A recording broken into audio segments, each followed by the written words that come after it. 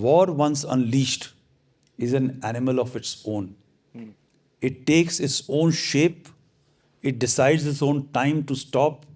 The person who unleashes loses control the moment he unleashes the war on a country. So, therefore, while we must have great militaries to deter war, but the consequences and the decision to take to unleash war has to be very calibrated one. If a Kashmiri Muslim is pro-India at the peak of militancy, he will be killed for being pro-India. And if a Sikh is pro-India at the peak of militancy, he will be killed for being a pro-India. So religion here is not a matter. The ideology is. So there's that saying, right? Ahimsa paramo dharma. People don't read the second line. Yeah. That's one of the most important thing, which basically justifies the use of violence when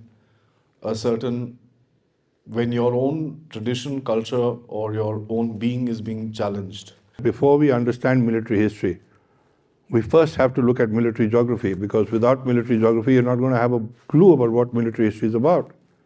And here's the irony. There is no subject as military geography, because geography is geography. So you need to actually understand this country inside out. You've got to know which rivers are there, which are the mountain chains, etc., etc.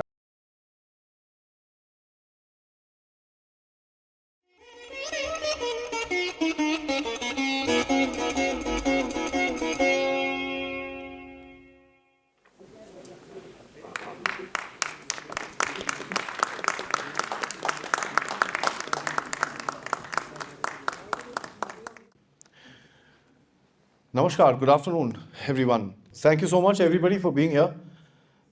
Firstly, my compliments to Mr. Shiv Kunal Verma for his literary writings and his contribution towards documenting war history and a lot of stuff that is not known to a lot of us.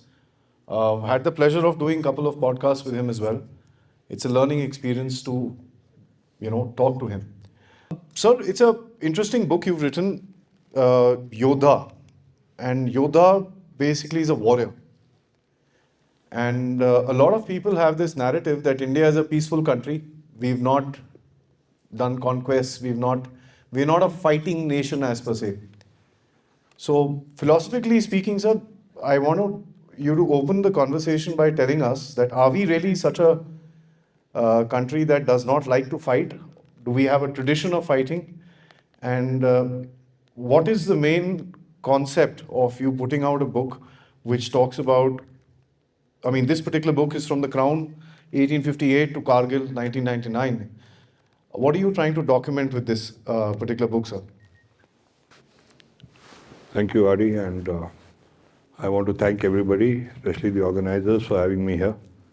I'm coming back to Kashmir after 13 years, having lived here for 2 years between 1981 and 82.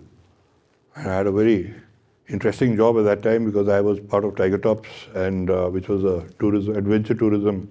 They were the pioneers, and actually my job was to open up routes between here and Ladakh, which also partly led to our getting the maps, which led to the Siachen tamasha, which actually happened. But that's a different story. Yodha is an illustrated book. As this particular volume has almost got 1100 pictures.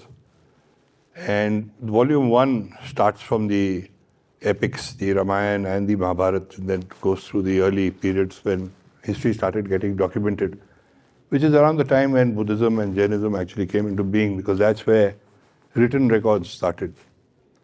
And then we look at the various empires that have taken place, and through South India, what happened in Orissa, what happened here, what happened there.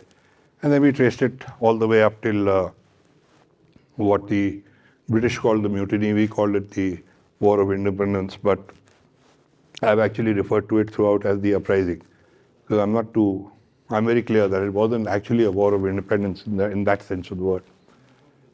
The whole intention of working on an illustrated military history is actually part of a larger program that we are doing on alternate education, where we've also done the Northeast Trilogy. I think that's when the General and I were first acquainted, when we were doing the Northeast Trilogy, where in 2008 to 2012, we had documented the entire Northeast, the 7 sisters, and the two brothers, which is North Bengal and Sikkim.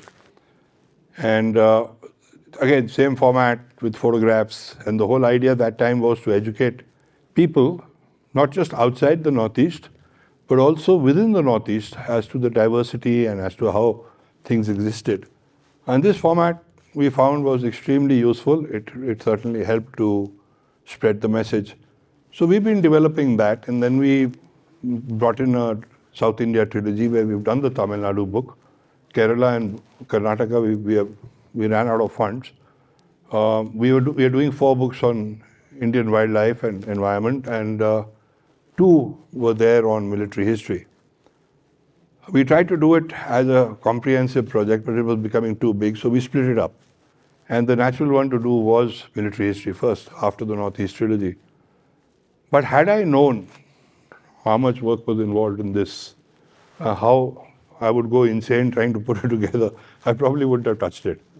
Because the span was incredible. It was right across. And actually the idea was born when I was shooting for the Tamil Nadu book. Because while we were in South India, we were in Karnataka, and we were visiting various temples and stuff like that to shoot them, to take the... And I found that while the entire focus was on all Surya and Vishnu and all the major spectacular statues, the panels around them, below them, were all war scenes, which somehow nobody was looking at. So one started shooting that. Suddenly you knew what the armies of the Chalukyas looked like, what this looked like, what Hoysalas looked like. So the idea started to form up, and then we started digging deeper, went into museums, went into after photographs. Private collections were very, very useful, and almost everybody I wrote to asking for permission gave it. So it was a mammoth effort. And then, of course, I myself have been documenting a lot of the military history of this country, having written the 62, 65, and the Siachen books. So it became easier as we came into the contemporary section. But yes, the initial part was a bit tough.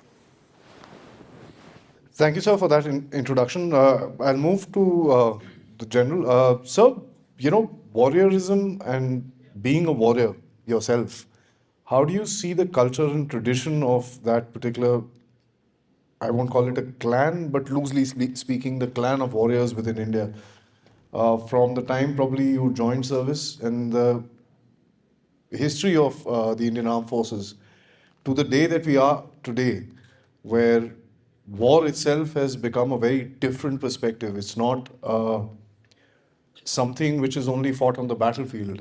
It's also taken to the next level where everybody who's sitting in the audience, including ourselves, are also warriors. So how do you categorize the concept of war today? So firstly, at the very outset, compliments Kunal for an outstanding compilation of not only the pictures, but because I am also, Indians are very bad historians and documentary. We are terrible, and that is why we are lost out so much culturally in so much rich history and heritage we have. We don't have much to show in terms of the world. So my compliments what you have done, and I've just gone through it. It looks very interesting. I'm sure I'll go through it. Coming to the question of what you have asked, Addy. Firstly, I totally agree that there's a misnomer that we are not violent people. You need to just park a car in a wrong garage, right? And we'll see the war happening in a society, or you walk a dog in the wrong street and do something, you'll see. And war of words, we are very, very famous for. I think argumentative Indian is a term exactly coined for us. For Kashmiris, we have to put another level in this. But there are a couple of things which have happened over history, because as a military professional, it's our job to be acquainted by history, because the past teaches you about the future. What has remained constant over a period of time is the nature of war. It is extremely brutal, violent. It sees no difference when applied between a child, woman, old, man in uniform, without uniform, or a civilian. the character may change, the way of application may change, it may evolve, and when it evolves, it becomes far more brutal and impacting. Because a lot of people will sell the story today that when we set out an atom bomb in Hiroshima, Nagasaki, we just killed a set of population, but we stopped the war from expanding further. And the number of people who got killed in that period of time during the war, till the time that those two bombs went off, more numbers were killed in that this thing, and impact was for generations.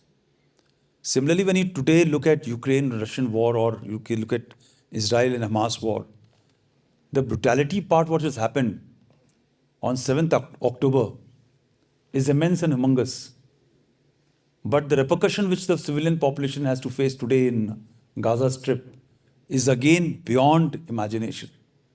That is what touches. And the last part about war is, the nature of war is, this question has been asked to me in number of public events, on the media, and very brutally discussed indoors when I was a Army War College commandant by young professionals who are military professionals. And particularly those people who are not seen when you see a wound opening in front of you or a body being torn apart.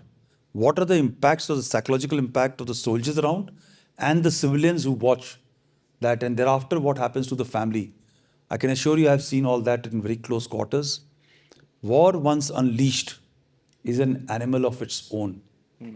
It takes its own shape. It decides its own time to stop.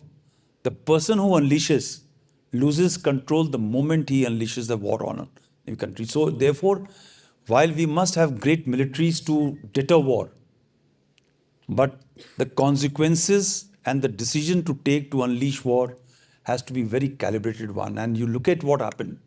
A number of examples I can just very quickly give, in which one of them you talked of is Kargil operation. It was not intended to launch an operation by the Pakistanis. Their entire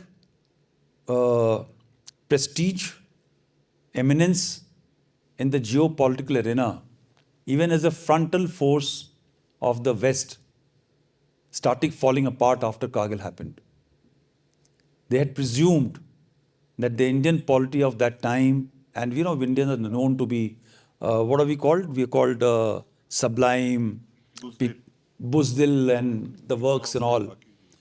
The eviction, the way it took place, was the response, the strategic response, the tactical response was pretty precise, sharp, and deliberate. So they had not presumed what will happen, but they crossed the line and see what happened, and thereafter their entire status and stature in terms of economic sense and everything has gone down, right? So war is something very, very different to control. And the last, I'll just wind up by this comment, which is also for, I must put it on record, that we, somebody will say that so-and-so is a martial race and so-and-so clan is not a martial race. But when you look at the World War, the First World War, and the participation in it, or even in 1857, when the first, the revolt, so-called the mutiny happened, it was done by ragtag across the board system. And having realized that, a sense of narrative was infused in the mind of the Hindustanis, that X is not warrior, but Y is. It was intended to divide. It was intended to change the mindset of a warrior system to be put behind, in the background. And therefore, there was a smaller element which emerged as the warrior clan to be pitched on. And the larger com from Hindustan was told that you have to be only ruled by these small set of people and ruled brutally. So this change has happened, and I hope in your book all this will possibly emerge in some form of other, because it's very important to learn this from the history, so that we can go back and say that each man in our country is a warrior for the country. rather than saying a person who's donning the uniform is one, right? So I thought I'll just end at this. Thank you. Thank you, sir. Thank you for illustrating the factor that we are all warriors today, and the war is reaching into our bedrooms and our living rooms, where, and of course, our pockets with cell phones and everything like that, because um, the social media is another place where we literally fight a war every day. Ramnik sir, I'll come to you. So the maximum brunt of wars post independence has been taken up by the northern part of the country. How do you think, as a person, of course, you're from an armed forces family as well, but you do live in the civilian world just like me. How do you think the impact of something like that has gone through the public, and have the people forgotten, or they still do remember the eras of war between, let's say, I mean, the 60s were full of it. 60s and the early 70s were full of it. Uh, is that has the impact been lost? Thank you, Adi. It is my great pleasure to be present here on the first, the inaugural of Kashmir Literature Festival. So, my compliments to the organizers and to Shiv Kunal Verma ji for his excellent book. Well, Adi, let's try and get things in perspective. Let's understand that historically, man has ruled man. And this has remained forever. And it is obviously the survival of the fittest. So, this has been in the human DNA since forever, that if a man is strong, or if a set of people or a set of group of people are strong, whether politically, militarily, or intellectually, they will dominate the others. This is how it has always been. And militarily, it is no different, because the conflicts will lead to peace. And you can't guarantee peace without conflict. So this has been forever. So coming back to your question, since we are here in Kashmir, we are in Valley. So this is also the land where Guru Hargobind Sahib and Chhemi Padshahi has been here. So I'll talk about one iconic battle which is associated with Guru Hargobind Sahib and Guru Tegh Bahadur Sahib, because अभी थोड़े दिन पहले उनका शहीदी गुरपुरब गया है नवंबर में. So this is the Battle of Kartarpur, fought on 25th of April 1635 in Kartarpur. And the numbers are very odd. There are 1100 soldiers on the Sikh side, and there are 50,000 plus on the Mughal side. So you have generals like Painda Khan, Kale Khan. Kale Khan was governor of Peshawar. And then you have Khoje Anwar. So these are big names back in those days. And Painda Khan had actually shifted his loyalty from Guru Hargobind Sahib to the Mughal Shah Jahan. What happened in the war changed the name of Guru Tegh Bahadur, which was actually Tyagmal. So from Tyagmal he became Guru Tegh Bahadur, because the kind of johar he had shown in the battlefield, the way he used his sword, which is called a Tegh. So he actually proved his name twice. His second name, Tegh Bahadur, first in the battlefield of 1635, and in 1675, when he gave up his life, Panta Sahib would know, for Pandit Kirparam, on his request, when the delegation of Kashmiri Pandits went to him, and then, he eventually gave his life at Red Fort. So having talked about that, there are several iconic battles. So, I mean, the end of the war was 48,000 killed on the Mughal side, and 700 survived on the Sikh side. So 400 versus 48,000. So that was a battle. And then Saragadi, we all know. And then my father's regiment, the Kumaon Regiment, 13th Battalion, Charlie Company, Major Sitan Singh Bhati, Rezangla. So these are the battles which tell you of how resilient or how determined a soldier can be. When we talk about conflict, like you said, conflict these days, there was a time when there were discipline in war. When, armies would go into battle, they would not fight after sunset. They would not harm the civilian population. They would not destroy the crops. There were certain rules of engagement in war, but they have changed now. Like General Saab mentioned 7th October, so they have actually targeted and killed infants, children, women, elderly, and there was easy targets of targets. So that has caused, like General Saab said, has unleashed a war which neither side can control now. So similarly, the conflicts that we have today within the society, we'll be talking about it probably tomorrow, the point 5. So the conflicts we have within the society are also sort of a war that the civilians are facing. Well, between armies, you recognize soldiers by their uniform, the color of the uniform, or the pattern of the uniform, that he's a enemy soldier or he's a friendly soldier, or the insignias or the colors they wear, you can recognize. But how do you recognize the enemies on the street? How do you recognize all that? So the war, like you rightly said, has come to our home, come to our streets. In case of the Israelis who faced this, it came to their bedrooms. It came to their families. So the nature of war, the rules of engagement, and a certain discipline no longer exists. So it is, if I may, it's a crazy, wild animal which is willing to kill anyone which comes its way.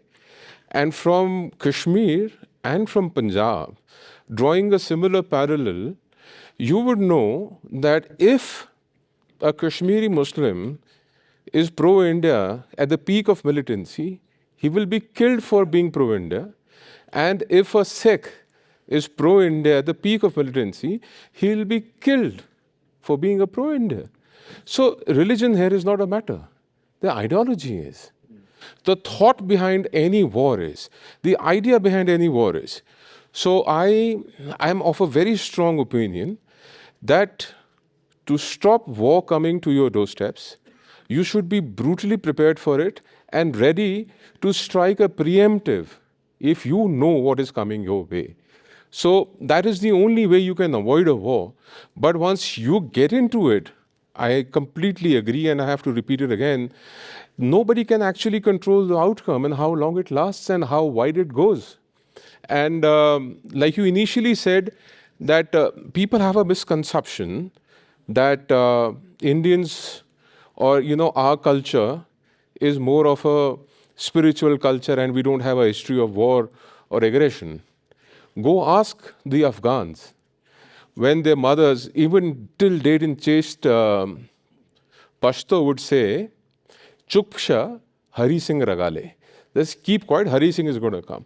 So we belong to a society, we belong to a country, we belong to a culture where you can actually have such a deep impact on your enemy, its culture and traditions, that till date, I don't know how many of you know that Pak Rangers wear a salwar kameez as a part of their uniform.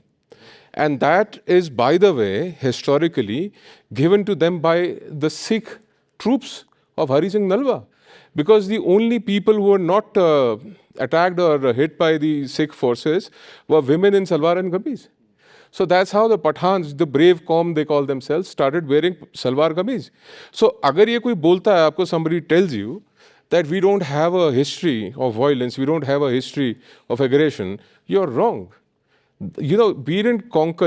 I don't know how many people would know the concept of Swarna Bhumi. The concept of Swarna Bhumi starts from Syria, lands up to Cambodia, Iran, Laos, Cambodia, Thailand, Indonesia, Singapore. All of these areas were part of Swarna Bhumi. So we didn't get all those places without a war, without a conflict. Spiritually, culturally, today we can think of dominating the world. But the yesteryears, I think our ancestors were very different lot from us. Over to you. So there's that saying, right? Ahimsa paramo dharma. People don't read the second line. Yeah. And that's one of the most important thing. which basically justifies the use of violence when when your own tradition, culture, or your own being is being challenged. Shiv sir, I'll come to you. Wars have a winner, have a loser. Uh, we've had setbacks and we've had victories. We've had some glorious victories, we've had some terrible setbacks as well. The biggest setback that comes to all of us is the 62 debacle. And till recently, I would say till the China standoff started in 2020, it was said to be something, spoken only in close circles. People didn't want to talk about it because it's kind of embarrassing. Yaar haar gaye the. But post that, there's a lot of realization which has taken place where people want to know what went wrong during that time. And you've been at the forefront of documenting. We've actually had a conversation about the 62 war as well. How important is it for us to learn about the losses more than the victories, sir? Well, actually, the raison d'etre for this book, actually, why are we actually telling military history? There were two basic issues here. One was I also wanted to bring out the fact that it didn't really matter which part of the country you were in. Conflict situations have been happening in the past, they have been going on, but at the same time, the concept of Bharat or India always also existed. You could have been the Cholas or you could have been the Gajpati Empire in Orissa or wherever. The fact is that India as an entity exists. Whether you're sitting in Kashmir, you're sitting in Manipur, you were independent kingdoms, you had your own identity, but the narrow domestic walls were there. But the larger concept of India as a concept has always been there. Now, before military history, we've been introducing it to schools and all that, and I've always been talking about this, that before we understand military history, we first have to look at military geography, because without military geography, you're not going to have a clue about what military history is about. And here's the irony, there is no subject as military geography, because geography is geography. So you need to actually understand this country inside out. You've got to know which rivers are there, which are the mountain chains, etc., etc. I mean, you can go to any gathering and ask which are the major mountain chains in India. अब यहाँ पे हम कश्मीर में बैठे हुए हैं, with the Great Himalayan Range on one side, Pir Panjal on this side, so we probably get a fairly accurate description of this area. Somebody will talk about the Himalayas extending right up till Burma and stuff like that, and including Bhutan and Nepal and Sikkim and Kumaon and Garhwal and all that. But then maybe, there'll be a little bit of talk around the Sahyadris, which is the Western Ghat. But how many people today have heard of the Naga Patkai Hills?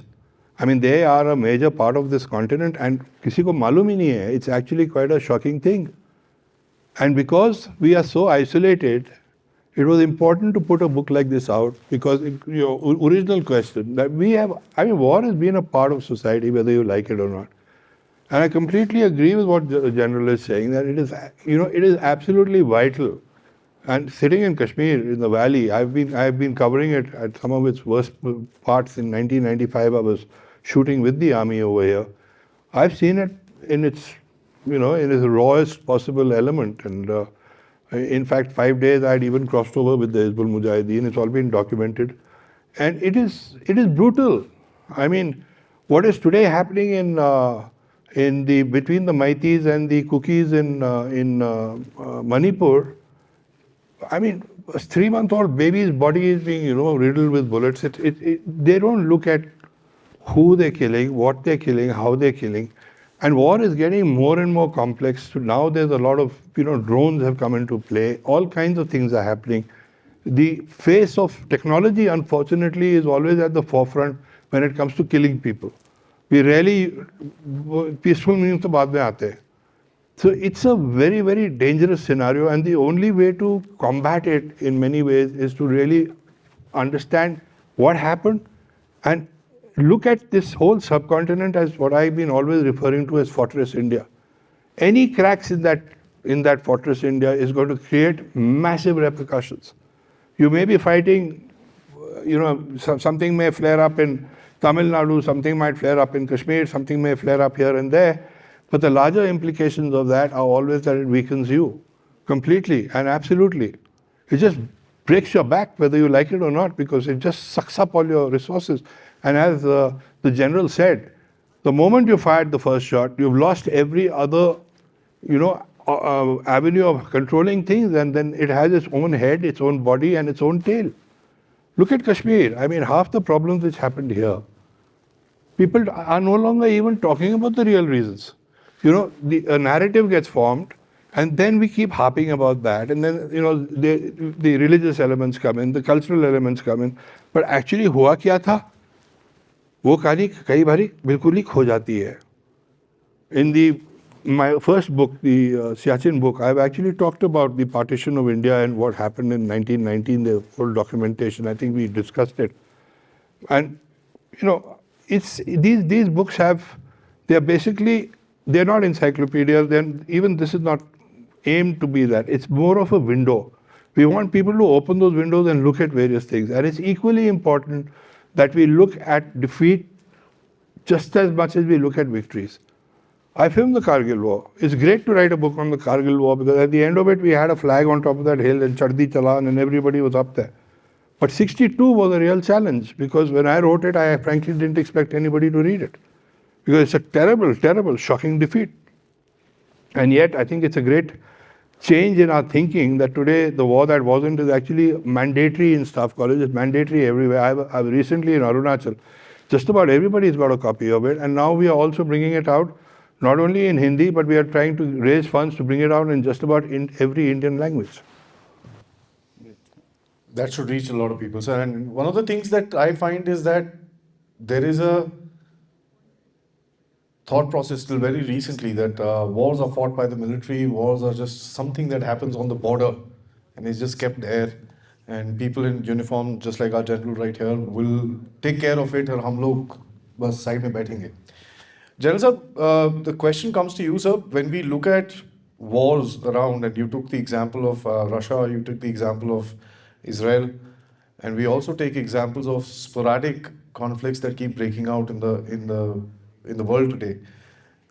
We have societal impacts, we have human impacts, we have economic impacts, we have geopolitical impacts, and we also have impacts that can't be even tagged, because they're a new generation in terms of understanding today AI and the whole grata. Till Shiv sir has documented, which is till 1999, wars were pretty simple. Two sides, they fight each other, tanks, artillery, infantry, and the whole lot. I want to ask you, from Kargil onwards, and we've seen the nature of warfare change with the biggest shock was, I think, the Desert Storm to a lot of people in the world.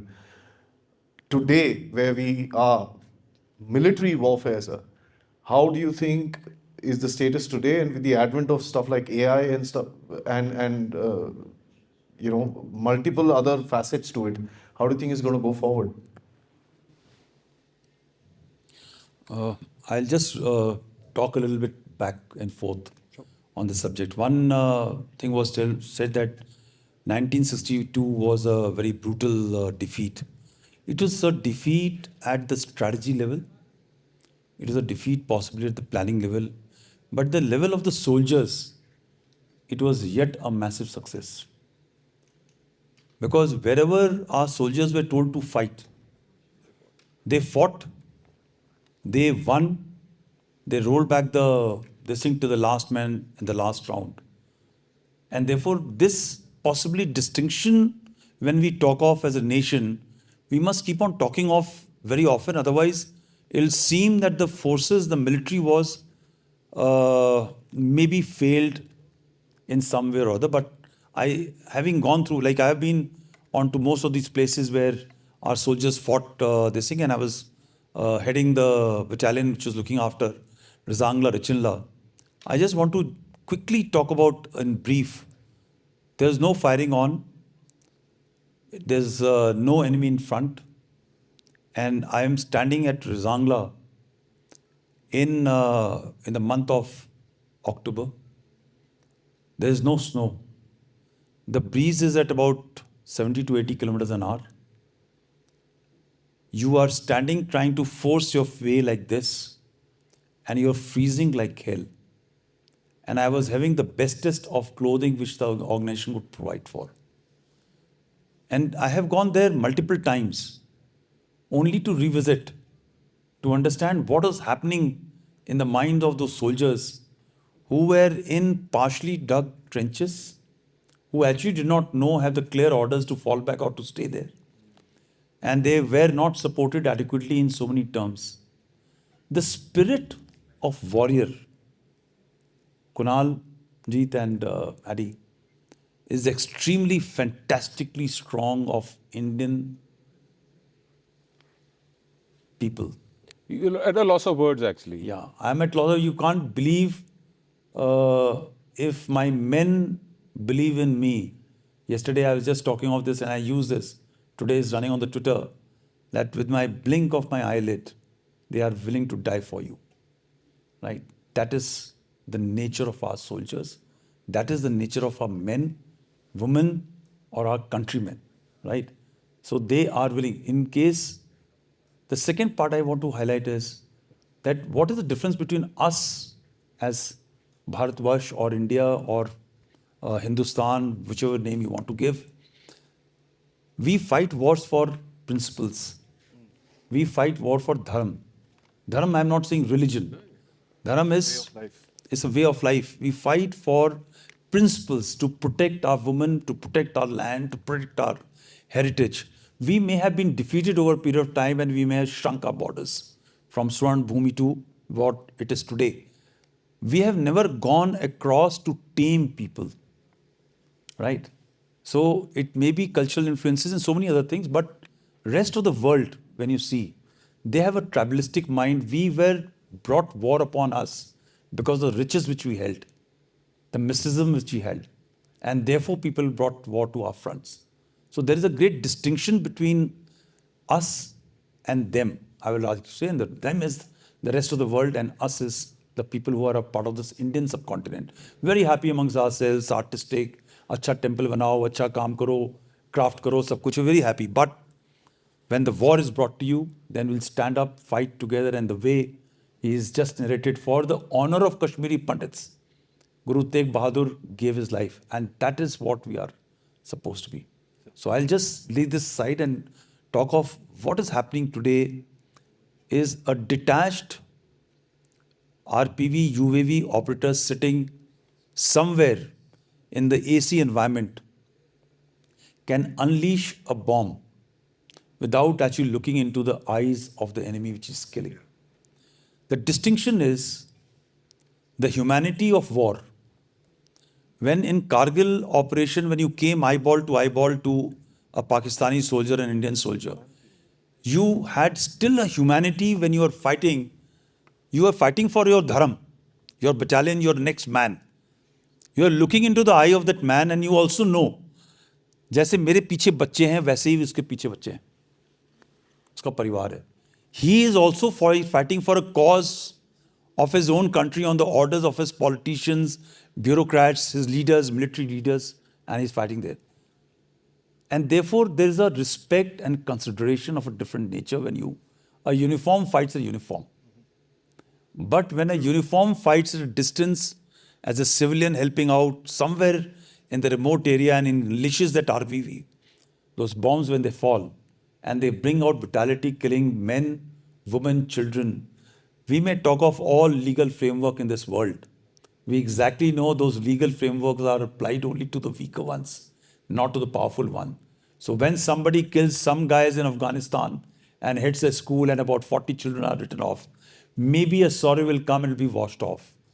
But if you do it from India and do this, you will be hung in the ICC court and brought to justice, not only by them, but our own people will be handed over. So this is the distinction of this. The second is the AI part, which you said. We are always in conflict today. When you're looking at the conventional war, which has to be brought upon, we are in a nature of warfare, which is of shaping of mind to bring brother against brother, man against man within your country.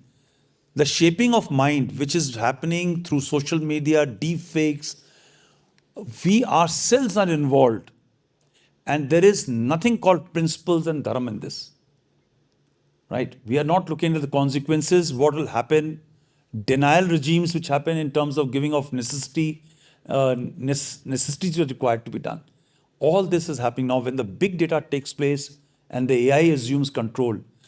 At point of time, somebody will sublet the responsibility of that humanity that, okay, the machine will take over, anybody who moves is an enemy, sort him out, so what? It cares. Who cares? That is the future which is going to happen. It will be programmed machines which will be knocking off people on either side with people actually not having control. Because somebody has allowed that to happen. So in principles of progress, and that is how unfortunately what has happened, everything for progress of the humanity which has been brought into the world has always led to more destruction in terms of something else. So everybody will sell you the narrative, and this is my view, that AI is there for us. We have to now use it. We have to be part of it. You can't be left behind. So the modern warfare is going to be far more brutal, distant, unattached and detached. Right? We may look wokist in our society to be very concerned with flags and placards, but the future of war, not future of war, it's already ongoing. Ukrainian soldiers, they were not carrying their mobile phones. They come back from fighting a frontal war. After about 10 days, they got into barracks, 45, couple of hundred of them. And they had sneaked in their mobiles and they switch on. Within half an hour or 1 hour, the strike comes and those families don't have those soldiers anymore to attach to them. Yeah. That's the There is no fronts, there is no lines. Everything is fair and okay in this warfare. Yeah, thank you. Well said, sir. Humanity or war must be remembered. I think that's something I'm going to take away from what sir said. Sir, coming to you towards the last part of our wonderful discussion. Ramnik sir, today we see another concept of war, which is called cultural wars, right? And you and I have had depth discussions on this. A culture against a culture to break a society within. And you see that in not just India, by the way, we see that all over the place. Sir mentioned Ukraine. Ukraine, Russia, pretty much the similar kind of people, the Slavs. And you see how the distinction has been made between them to fight for the past 3 years now. And Ukraine has lost 1 million people. Russia, I'm sure, has lost a lot of people as well. So this concept of cultural wars, which is actually it has been put to force by a military warfare on the ground, which General Sir has referred to. How would you categorize the future of this cultural war? Because I think this is going to be a game-changing moment in history where cultures, not civilizations, cultures will be made to fight. Yeah, Adi, so there are a few aspects of which we must dwell upon. Number one is that it all begins, before a bullet is fired, a shot is fired. Even before the AI comes into play, it's the IW which works. It's the information warfare. How you train the minds of people on your side, on the other side, to accept your point of view and your perspective as to be the correct one over the other man's perspective is where IW plays a role, information warfare plays a role. So how, in the previous session, it was discussed by General Saab, how white-collared people would brainwash youth and they will select them and they will indoctor their mind and then use them as fodder. So, that is one part. But for a whole different set of people, again, like I said when I opened in the previous question, man has to rule man. And they have to create conflict. And a continuous conflict will ensure that a certain set of people will continue to rule. And war in today's time and age has become a business, it's a trade. There is a military-industrial complex which needs customers, which needs people to buy bullets, artillery shells, buy tanks and aeroplanes and everything. So how and why would you ever imagine that if, let's say, assume that post the change of guard in USA, the Ukraine-Russia conflict may actually dissolve or come down or get settled. But what guarantees are there that there is not going to be another front opening? Who knows Iran is not going to be invaded? Who knows which is the next? And it's not just the military-industrial complex. It is during the war, they make money off killing people. And post-war, they make money off resettling people and giving them medical aid, giving them infrastructure, rebuilding per se. We've seen this happening in the past, and the false narratives by the deep state has been on forever. Who does not remember the weapons of mass destruction theory and, Saddam Hussein being hung in his own country? Who would have imagined that Gaddafi will be shot in the head? So this is all a part of IW. The Arab Spring was one. Look at your own surroundings, Adi, for once. Nepal, there has been a regime change. And Afghanistan, there has been a regime change. The president was an American-placed president. And when the Americans left, they left Taliban with an air force which they never had, with artillery which they never had, with armored which they never had, and with the latest, military equipment. So they have actually created a state which is completely militarized and very powerful militarily. So Imran Khan going out, there has been a regime change in Pakistan. There has been a regime change in Myanmar. The junta has come. Aung San Suu Kyi has been replaced. So we have a regime change just happened in Bangladesh. So we have a regime change in Sri Lanka. We have a regime change in Maldives. Who do you think is next? We've been surrounded by regime change. So India is their target. They tried 2024 elections, it didn't work. 240 plus allies, the government comes back to power.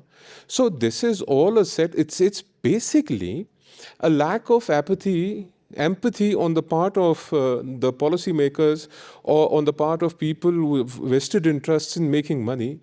Number of people dying is not a matter of concern. So the humanitarian aspect of military used to be once thought about. I know of incidents, and I would not like to give details, but we know how our officers and soldiers and how their bodies were treated and mutilated in the 1999 conflict. It is all recorded. So we talk about humanitarian aspects. We on our side had given a decent burial to the soldiers dying on their side. If I would put it correctly, it was Brigadier Colonel, then later Brigadier Bajwa, who had written a citation for Captain Karnail Sher Khan, and he was awarded Nishan-e-Imtiyaz. So this is the humanitarian side of the conflict, but you don't see it happening many other places. So again, like you said, war is a business. Until such time, business will take precedence over humanitarian causes. You will make money by killing people, you will make money by destroying properties, and then you will make money by reconstructing it. So this is a cycle, like, we've read about the life cycle or the food cycle in the jungle, which animal eats which animal, and it comes back and rests on the lion. So unless you are the lion in the changing global order, and like you discussed and we were discussing, so there is an imminent change of global order. So India has to take a different position, and which we are, I believe, in my analysis. If we take a position close to the top of the food chain, we will not just survive, we will thrive, we will grow, and we will assure peace, and we will ensure prosperity for not just our people, but also people who will culturally align with us, economically align with us, militarily align with us.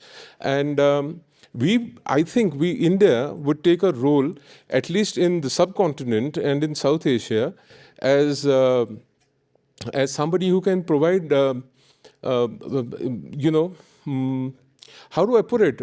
Like Bhutan is for India, it's a protectorate. So there will be several countries who would probably come under India's ambit of being, a protectorate of India. So India has to play that role, and now is the time. It is India's time. Thank you. Thank you. Firstly, to the organizers of the Kashmiri Literature Festival for allowing us this opportunity.